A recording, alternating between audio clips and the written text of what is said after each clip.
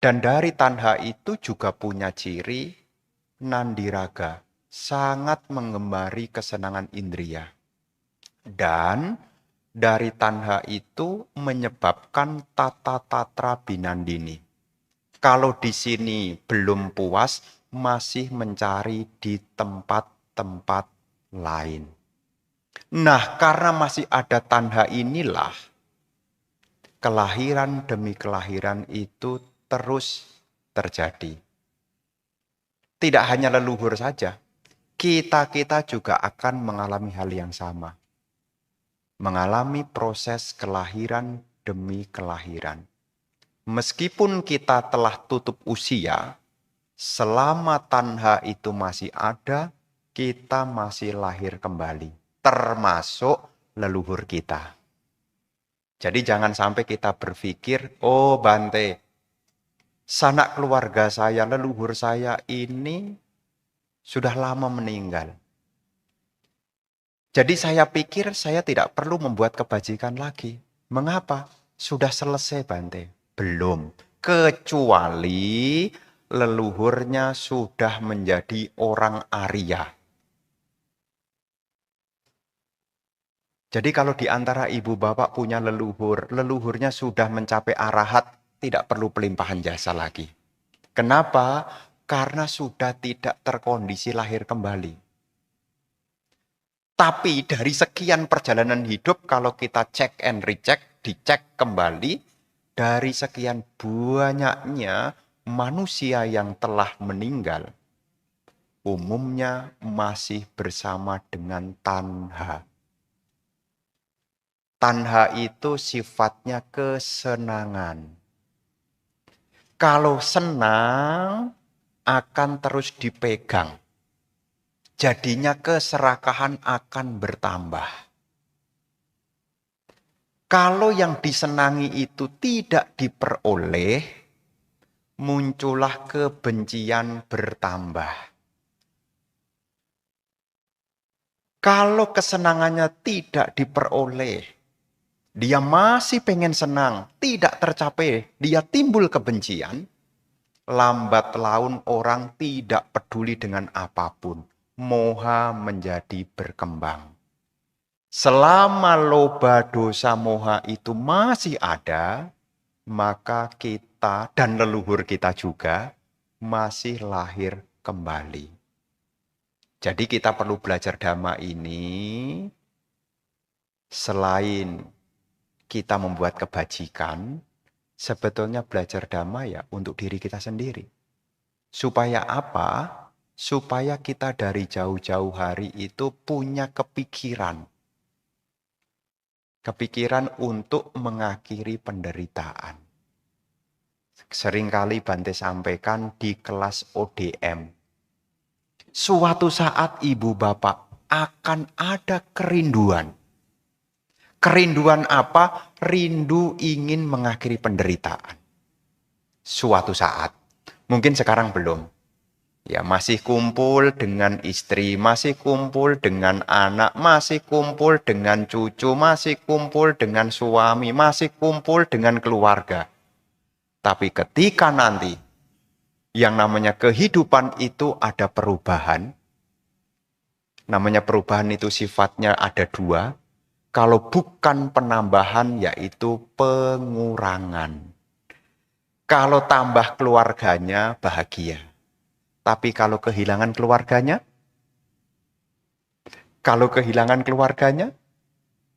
Oh tergantung. Tergantung apa Bante? Kalau sakitnya lama tidak sembuh-sembuh, akhirnya dia meninggal, bahagia tuh. Yang ditinggalkan bahagia, yang meninggal pun juga bahagia juga. Kenapa? Tidak lama-lama dalam penderitaan menurut versi keluarga yang ditinggalkan. Ya, ada keluarga yang bilang, oh Bante, untung loh Bante. Untung katanya. Saya sudah merawat ini sudah puluhan tahun. Saya lihatnya itu kasihan sekali Bante. Akhirnya Bante, karma baik berbuah, selesai hidupnya. Ya, versinya keluarga yang ditinggalkan. Apa yang Bante sampaikan ini adalah hasil survei dari lapangan. Ya, kadang-kadang kan ngomong begitu gitu. Ya mungkin tidak sama Bante juga, sama Anda juga.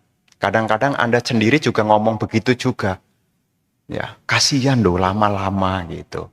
Tapi sekali lagi selama masih ada loba dosa moha, meskipun kelihatannya sudah tutup usia, tapi masih ada kelahiran berikutnya. Ibarat pohon, meskipun pohon itu telah dipotong batangnya, selama masih ada akarnya, maka pohon itu masih tunas kembali. Kita-kita juga begitu. Meskipun tiba saatnya nanti kita meninggalkan dunia ini, selama masih ada akarnya, maka akan lahir kembali. Tergantung akarnya apa. Kalau akarnya isinya adalah kusala. Kusala nih. Kusala itu perbuatan baik. Tutur katanya baik. Ucapannya baik. Perilakunya baik. Ketika hancurnya tubuh jasmani, karena akarnya dalam hidup ini penuh dengan kebaikan, dikatakan di dalam sutta, karena akarnya adalah kebaikan, buahnya adalah kebahagiaan. Lahir di alam-alam surga. Ya, jadi kita di umat Buddha ini juga mengenal surga. Ada surga yang paling dasar, Catu Maharajika Dewa, Tawatingsa, Yama, Tusita. Nah ini Tusita ini alam surganya Bodhisatta. Jadi calon Buddha itu sebelum turun ke bumi, kelahiran terakhirnya itu di surga Tusita. Nah selain Tusita ada alam dewa Nimarawati. Dan yang keenam adalah alam dewa Paranimita Wasawati. Apakah kita bisa lahir di sana? Apakah kita bisa lahir di sana? Bisa. Selama Anda punya kebajikan. Makanya setiap kali puja bakti kita diingatkan untuk apa? Isi pikirannya pikiran yang baik. Ibaratnya pergi ke wihara ini cuci muka. Cuci muka itu bersih-bersih. Bersih apa yang pertama? Diingatkan lagi untuk membersihkan pikirannya. Nggak tahu sih, tapi setelah dari wihara nanti kotor lagi ya nggak tahu. Tapi minimal dengan datang ke wihara diingatkan untuk apa? Membersihkan pikiran yang buruk. Punya pikiran yang baik. Datang ke wihara setelah mendengarkan dhamma, punya ucapan yang baik. Dan setelah mendengarkan dhamma, datang ke wihara, punya perbuatan yang baik. Kalau kebaikan ini dipertahankan, ketika hancurnya tubuh jasmani, kita lahir kembali di alam surga. Alam surga itu tidak seperti alam manusia. Alam surga itu tidak ada seperti kita yang susah payah seperti ini. Mau makan mesti ngumpulkan. Alam dewa tidak ada ceritanya begitu. Ya. Dari mana Bante hidupnya penuh kebaikan, penuh kebahagiaan? Ya karena sewaktu hidup sudah berupaya memenuhi kehidupannya dengan kebajikan. Nah, kalau dalam hidup kita isinya penuh dengan kebaikan, lahir kembali di alam surga. Tapi lagi-lagi ibu bapak, akar dari perbuatan ini kan 3. Loba, dosa, moha. Kalau dalam hidup kita ini isinya penuh dengan kebencian, ini dikoreksi nih. Siapa tahu ada yang hadir di malam hari ini susah move on. Siapa tahu, aduh Bante pokoknya saya tidak suka sama dia. Pokoknya sampai kapanpun Bante saya benci sama dia. Kalau pikiran kebencian itu dipertahankan sampai hancurnya tubuh jasmani, ketika muncul kembali lahir di alam neraka. Masih kepengen membenci lagi? Ini pertanyaan bukan doa, harus dijawab. Masih menyimpan kebencian lagi? Coba renungkan baik-baik. Ya, renungkan baik-baik. Kadang-kadang, ibu bapak kadang-kadang kalau kita datang ke wihara jarang-jarang, kadang-kadang pikiran buruk itu lebih dominan. Ndak apa-apa Bante, benci itu wajar, soalnya dia kurang ajar. Betul begitu kan ya? Karena ketika Anda di rumah tidak datang ke wihara, tidak ada yang membasuh kotoran Anda.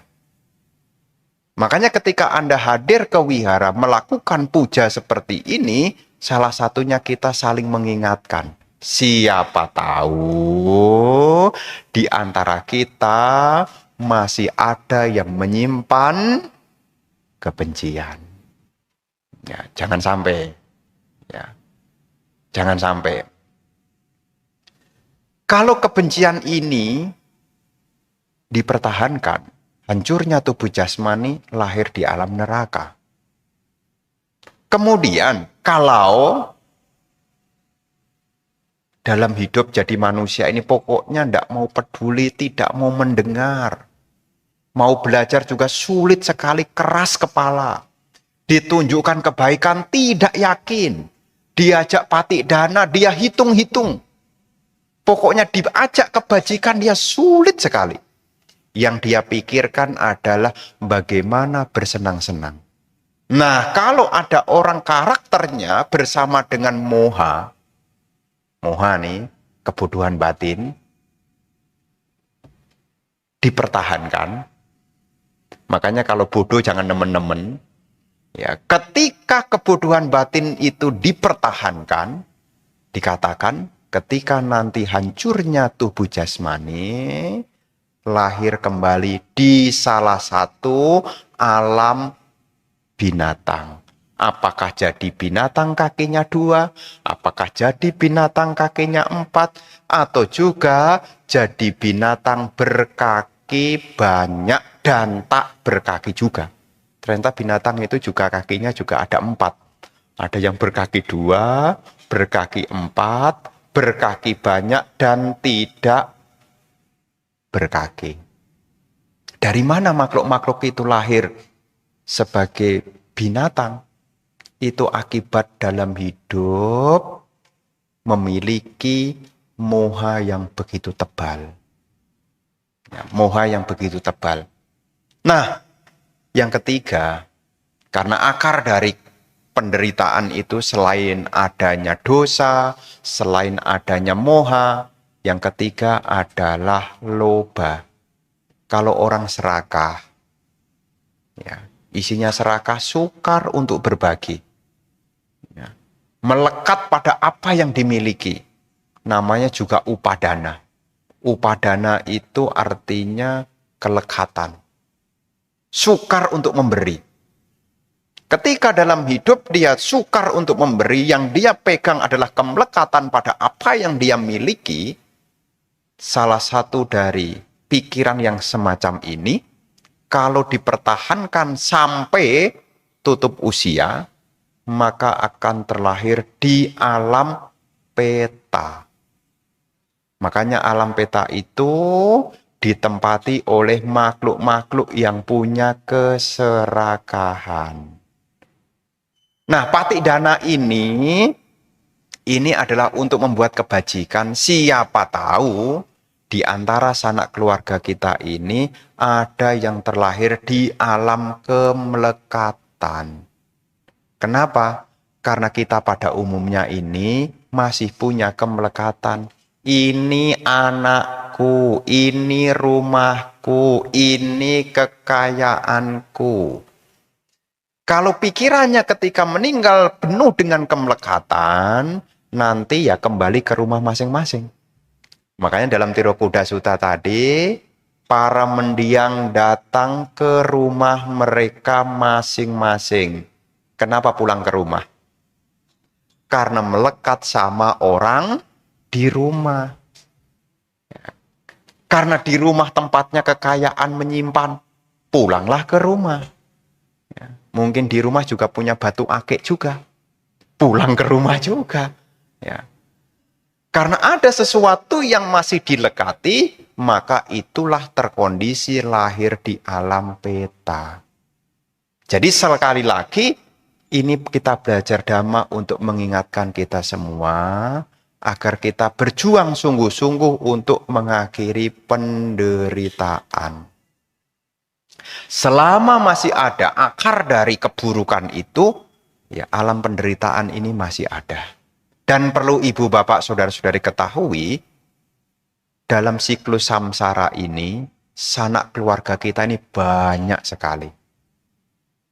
Bahkan di dalam Samyutta Nikaya disebutkan, Sang Buddha memberi perumpamaan, kalaupun kita memberi tanda, sampai bumi ini habis sebagai tanda, kita tidak akan pernah bisa menemukan asal kita dulu.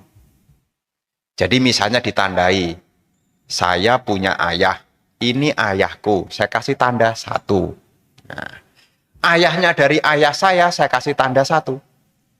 Ayahnya dari ayahnya saya, ayahnya dari kakek saya, dikasih tanda 1. Sampai bumi ini habis, kita tidak akan pernah menemukan siapa dulu kita yang paling awal.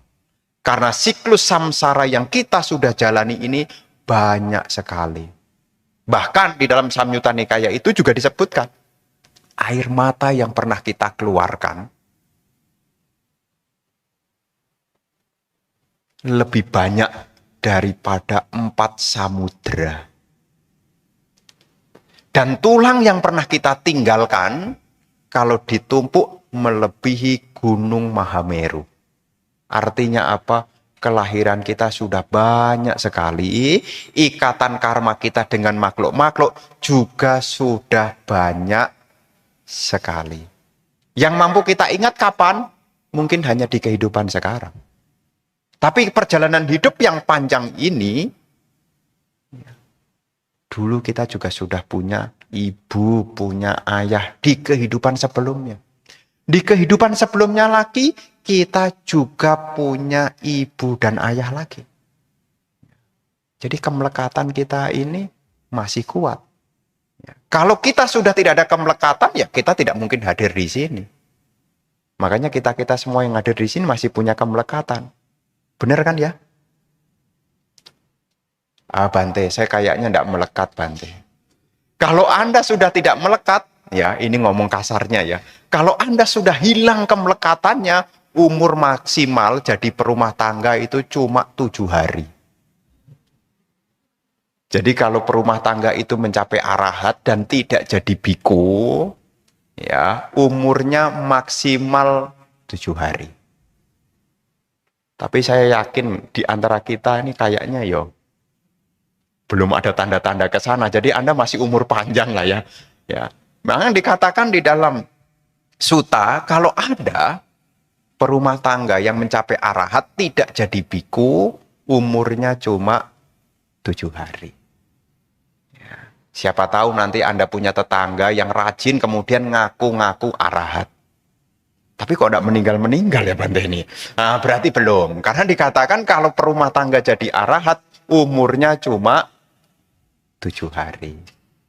Jadi ibu bapak saudara-saudari sekalian, karena dalam samsara ini sudah banyak sekali kita punya ikatan karma dengan makhluk-makhluk.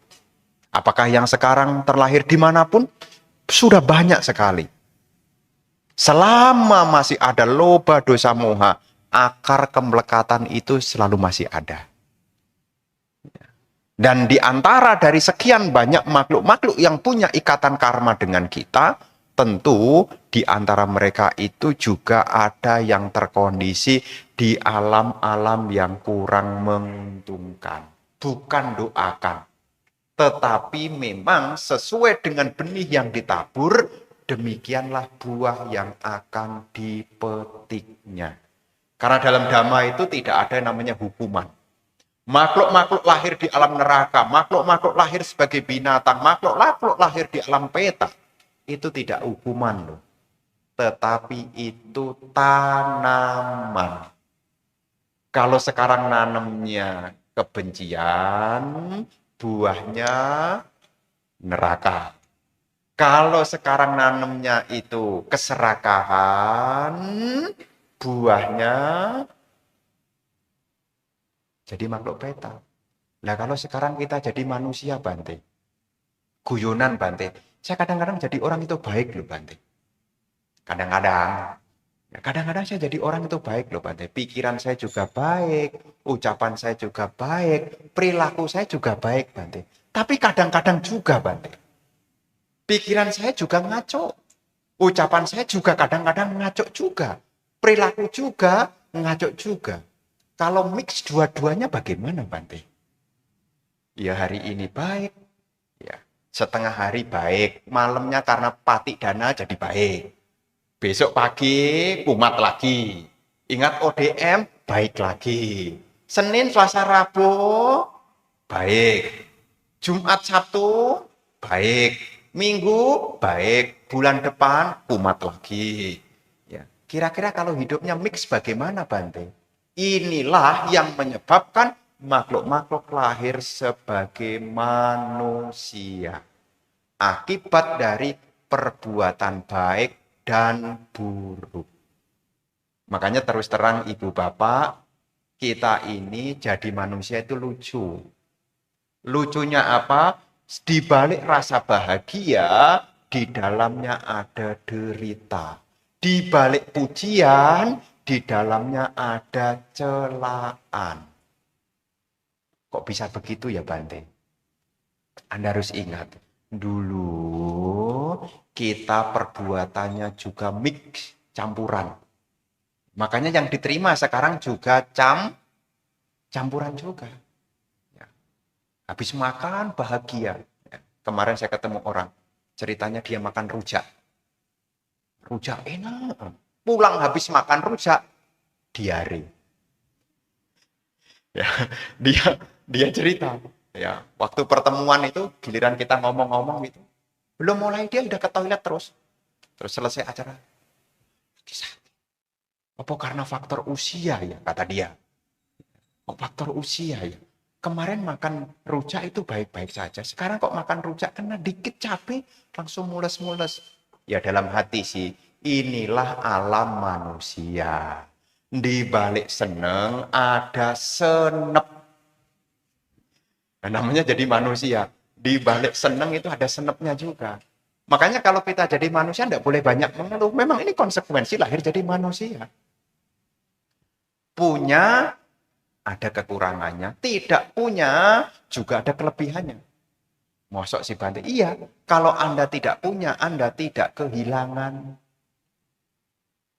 Betul kan ya? Anda tidak mungkin kehilangan sandal kalau Anda tidak punya sandal. Resiko dari punya sandal, siap-siap hilang. Inilah lahir jadi manusia. Kenapa ini perlu kita sampaikan di acara malam hari ini? Supaya kita juga sadar gitu loh. Ya.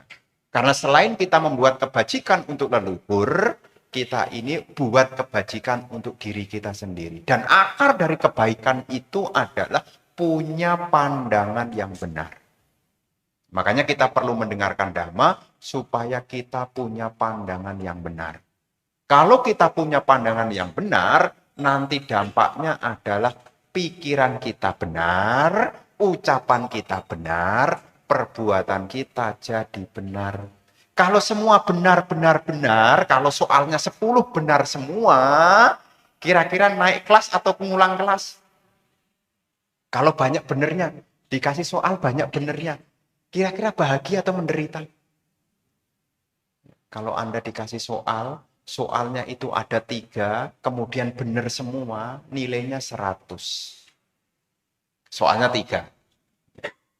Makanya dalam hidup ini kan kita mengerjakan nih, soalnya apa? Melatih supaya pikiran kita benar. Melatih supaya ucapan kita benar. Melatih supaya perbuatan kita juga benar. Nah, Sang Buddha mengajarkan Dhamma kepada kita supaya kita punya kesempatan untuk membuat kebajikan. Kenapa kita perlu membuat kebajikan? Karena landasan dari parami itu pun juga tidak lepas dari kebajikan. Kita cita-citanya ini untuk mengakhiri penderitaan, menyempurnakan parami, supaya tidak lahir kembali. Tapi untuk supaya kita sendiri tidak lahir kembali, kita juga butuh kebajikan. Makanya berbuat baik itu juga penting. Berbuat baik itu juga perlu juga. Bahkan Sang Buddha juga menyebut di dalam syair Dhammapada, ketika seseorang membuat kebaikan, hendaknya ia mengulangi kebaikan itu. Sungguh membahagiakan akibat menanam kebaikan. Ya, di dalam syair Dhammapada, punangce puriso kayira. Kayira punang, ya. Ketika dia membuat kebajikan, hendaknya ia mengulangi kebajikan itu. Jadi ibu bapak sekalian, kadang-kadang di antara kita karena belum punya keyakinan, kadang-kadang untuk berbuat baik itu males. Males. Apa yang merintangi kita untuk berbuat baik? Apa yang merintangi kita untuk berbuat baik? Tahu belum? Yang merintangi kita berbuat baik. Yang merintangi kita berbuat baik adalah sahabat karib. Siapa itu Bante sahabat karib? Bukan meme, bukan cici. Sahabat karib itu adalah nafsu kesenangan indriawi. Jadi untuk kewihara begini, kalau ada kesenangan indriawi, Anda juga pikir-pikir lagi. Ini hari Kamis, kalau ada undangan happy birthday dari teman Anda, kira-kira datang patik dana atau hadir di happy birthday? Patik dana, cit gue ini di Wihara Buddha Sasana, ya hari ini.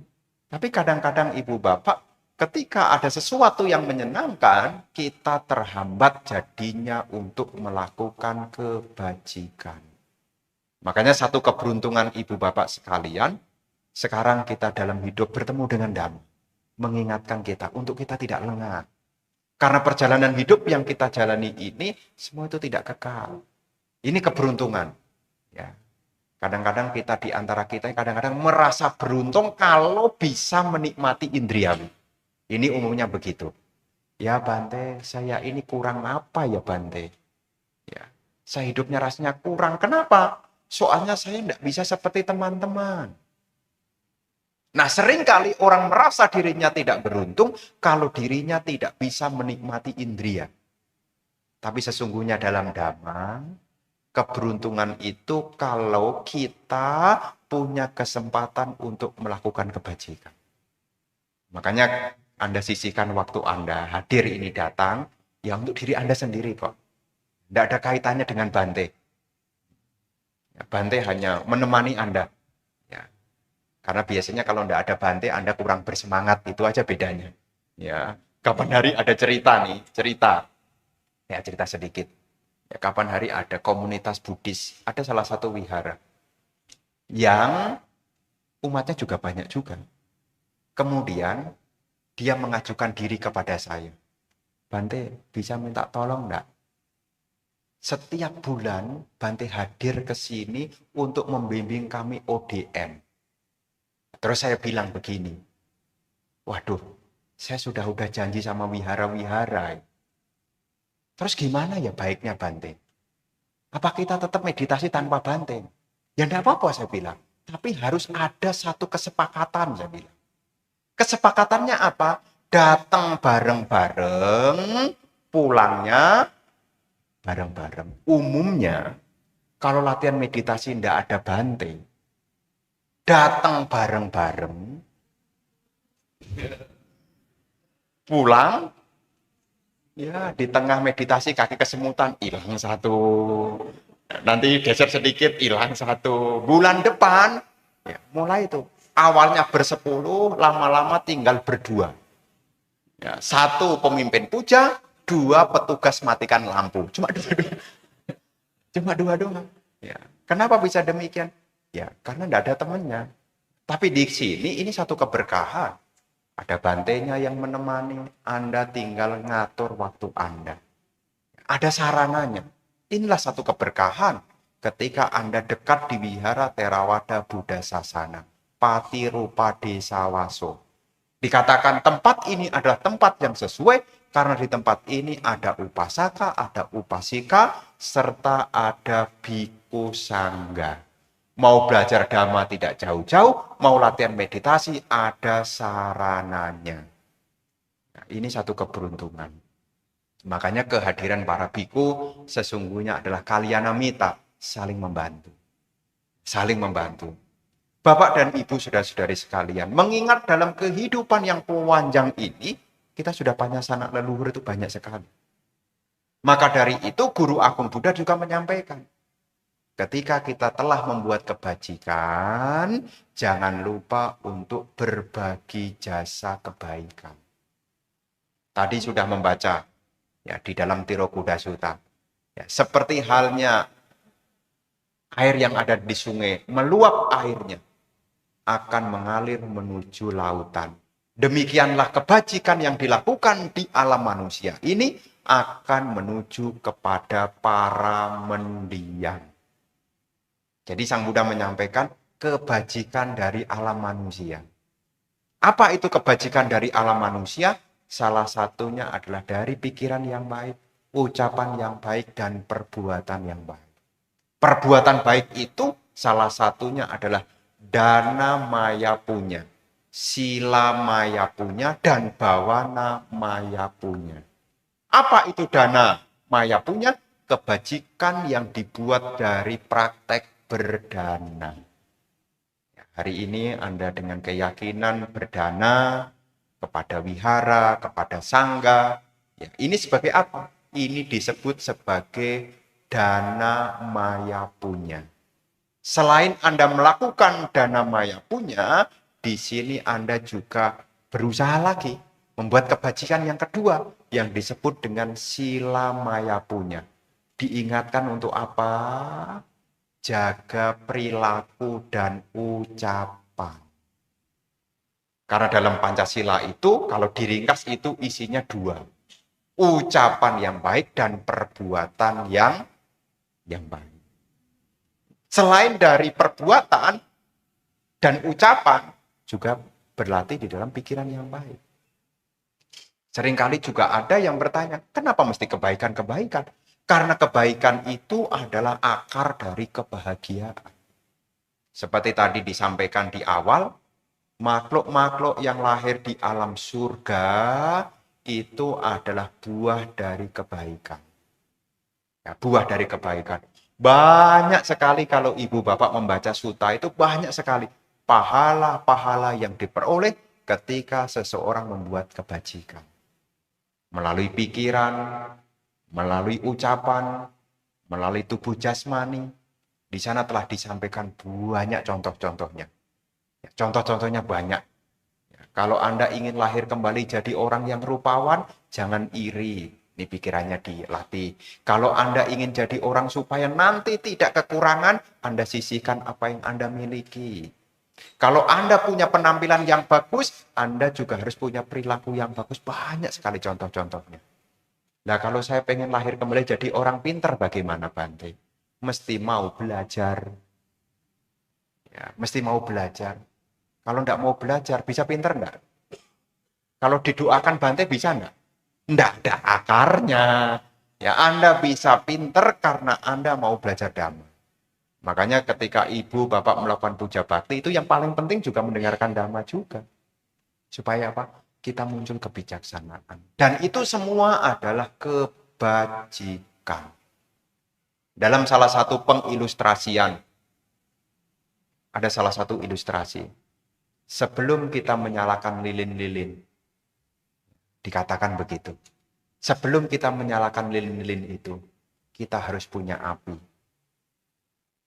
Kalau tidak punya api, lilin tidak bisa menyala. Tidak bisa menyala. Mungkin Anda mengatakan begini, oh Bante, kalau saya sudah punya apinya, kan saya bisa punya api Bante. Tetap butuh api juga. Karena untuk menyalakan lilin, tetap butuh api. Demikian pula, sebelum api ini kita nyalakan kepada lilin-lilin yang lain, kita harus pegang dulu. Sudah bawa lilin, dinyalakan, nyala api bisa dipakai untuk menyalakan lilin-lilin yang lain. Ini penggambaran sebelum kita berbagi jasa kebajikan untuk sanak keluarga kita yang telah meninggal, kita harus punya cahayanya dulu. Seperti perumpamaan, sebelum menyalakan lilin-lilin itu, kita mesti punya api. Sebelum kita berbagi kebajikan, kita harus buat kebajikan. Makanya momen Patidana yang diselenggarakan oleh wihara, ya ini juga kebajikan. Kadang-kadang juga ada yang membandingkan. Loh Bante, kok sembayangnya di wihara kok enggak ada rebutan ya Bante?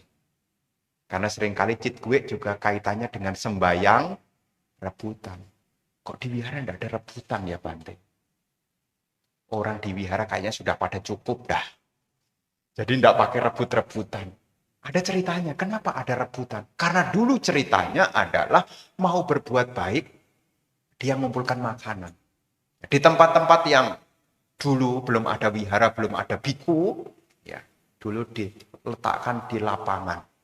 Ya dulu kan belum ada wihara, belum ada biku, belum ada kebiasaan dana makan, belum ada kebiasaan dana jubah. Jadi ceritanya makan sembako dibungkus di plastik, ditaruh di pelataran. Setelah jamnya didoakan, siapa yang boleh mengambil semestinya? Mestinya yang boleh mengambil siapa? Konon ceritanya yang boleh mengambil hanya orang-orang yang kekurangan. Karena yang kekurangan banyak, makanannya itu terbatas di lapangan, pintu gerbang dibuka langsung habis. Kadang-kadang sampai seru, bakponya enggak jadi dibawa makan. Karena sudah saking diremet banyak orang. Hilang tuh. Hilang tuh. Ya, minyak, ada sembako, gula, beras. Rebutan, saking rebutannya kadang-kadang malah berantem juga.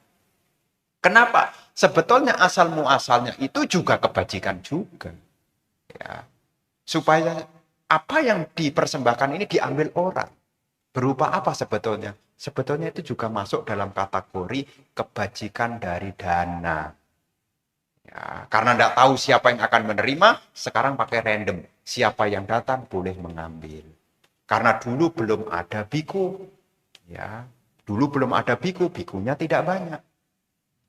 Wong sekarang aja ada biku, bikunya juga tidak banyak juga. Ya. Kapan hari tadi pagi, ya saya ketemu umat di sekolah. Sebetulnya dia kasih pujian. Pujiannya apa? Bikunya 2, makanannya 2 meja. Ya. Wah, Bante makanannya banyak. Saya bilang, sebetulnya makanan banyak begini saya sih kurang bahagia. Saya bilang begitu. Terus yang membahagiakan Bante apa? Kalau bikunya juga banyak. Saya bilang gitu. Ya. Jadi kalau bikunya banyak saya juga bahagia. Bukan hanya sekedar makanannya banyak. Kenapa? Karena lagi-lagi kalau bikunya sedikit, tugasnya banyak, saya juga menderita. Kalau bikunya banyak, saya bisa delivery, bisa mengatakan, oh di sana ada itu, oh di sana ada itu. Gitu. Makanya kalau bisa nih, siapa tahu di antara ibu, bapak punya anak, anaknya laki-laki, dan kayaknya juga anaknya bagus, ya bolehlah. Bukan di Vansen. Kalau di Vansen itu ikhlas rela. Ini orang baik ditanam. Ya, siapa tahu.